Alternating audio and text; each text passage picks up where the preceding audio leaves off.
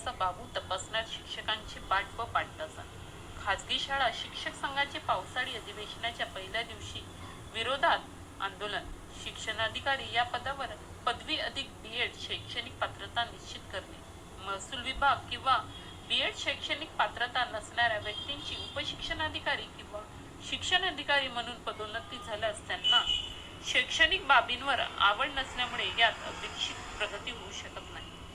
Doctor शिवाय आरोग्य विभाग अशी परिस्थिती निर्माण झालेली आहे। एमपीएससी राज्य सेवा परीक्षा आयोगास पदवी अधिक बीएड शैक्षणिक पात्रता निश्चित करण्याची शिफारस करण्यात यावी।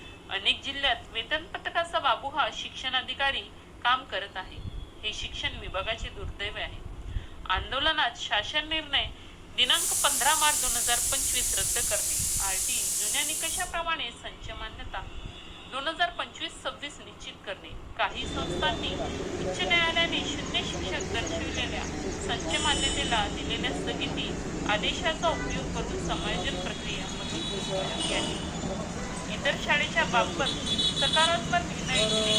या शाळेतील शिक्षकांचे समायोजन करण्यात आले आहे अशा शाळेतील शिक्षकेतर कर्मचारी यांचे जिल्ह्यातील जादा पटसंख्या असलेल्या जुन्या निकषाप्रमाणे शिपाई प्रयोगशाळा परिसर मान्य असलेल्या शाळेत समायोजन करणे।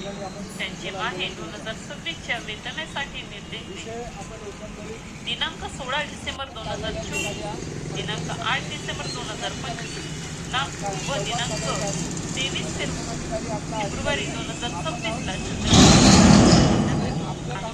परंतु माननीय आयुक्त शिक्षण यांनी प्रत्यक्षात शिक्षण विभागातील भ्रष्टाचारावर चर्चा केली। भंडारा जिल्हा सत्र 2025-26 मध्ये खाजगी शाळेतील विद्यार्थ्यांना पुरी पाठ्यपुस्तके वाटप केले। जिल्हा परिषद शाळेतील विद्यार्थ्यांना गणवेश वाटप करण्यात येते, खाजगी शाळेतील विद्यार्थ्यांना का नाही?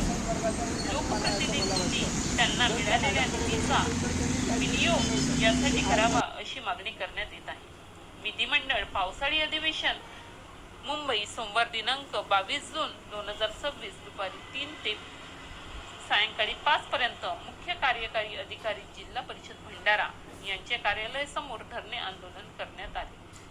आंदोलनात सर्वश्री प्रमोद रेवतकर, विजय नंदनवार, प्रेमलाल मालेवार, ओमचंद वंजारी, पवन नेटे, लतेश कोरडे, अतुल भुरे, रणजित चव्हाण, प्रयागराज भोयर, माणिक डोंगरवार, ज्ञानेश्वर वाघ, ज्ञानेश्वर नागमोते, पुरुषोत्तम कांबळी, अनिल भुरे, स्मिता फसाटे, वेदिका डोंगरवार, हर्ष बांते, ज्ञानेश्वर डायघवाने, ज्ञानेश्वर लांजेवार, निलेश बाथो, लताबाई रांगडाले, संगीता शहांदे, जेपी बारसागडे।